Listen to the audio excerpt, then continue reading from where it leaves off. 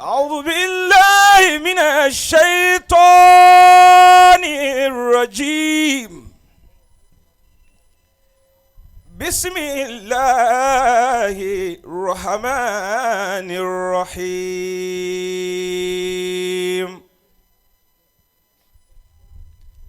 كاف هاو يا عين صاد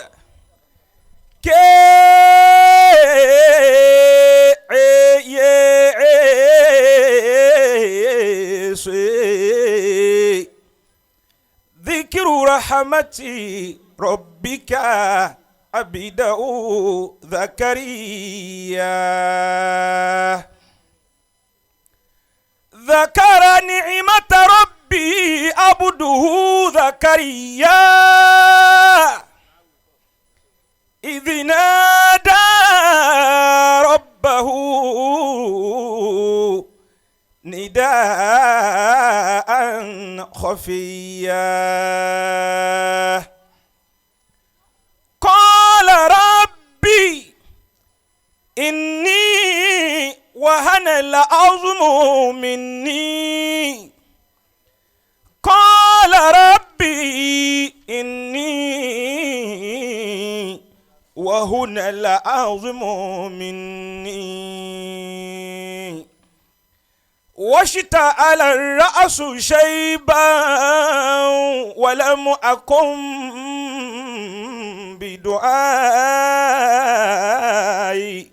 بدعائك ربي شكيا.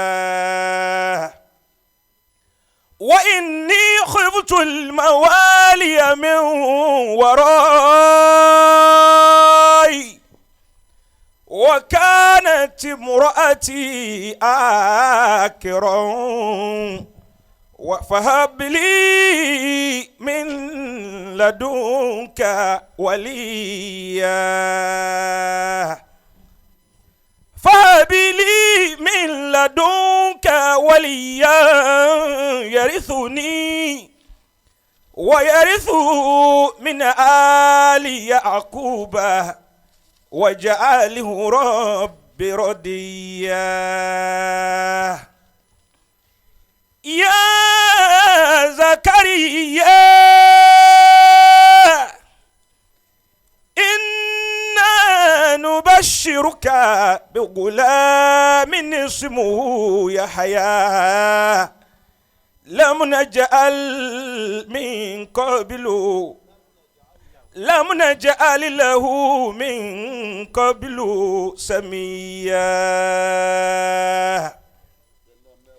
يرثني ويرث من آل يعقوب واجعله ربي رضيا. يا زكريا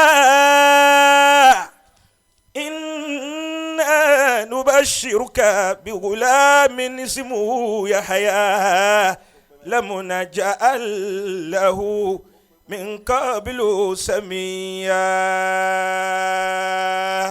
صدق الله العظيم. الله أكبر. الله أكبر. ارحمنا بالقرآن. آمين. واجعله لنا إماما ونورا وهدى ورحمة. آمين. اللهم ذكرنا منه ما نسينا. آمين. وعلمنا منه ما جهلنا. آمين. وارزقنا تلاوته آناء الليل وأطراف النهار. آمين. واجعله لنا حجة يا رب العالمين. ولا حول ولا قوة إلا بالله العلي العظيم. أداكي النيو. ẹ dákọ̀ ẹ bá ń wo tèmi yìí náà só dùn. ẹ sá wo. èmi náà fẹ́ kéwòn. ọlọ́run wọlé àti tóbi alukurani bó ti tóbi tó. oríire ọlọ́dà kò mọ̀dé kó dìbànújẹ́ láíláí. àmín. ẹ di àṣà mi dáadáa. àmín. afa àgbà tí wọ́n kà fún ọ̀hún náà dùn púpọ̀. lọ́la níjẹta lọ́túnla dẹ́kun tún máa dùn sí ni ọlọ́run. àmín. wala la hawla wala quwwata illa billah.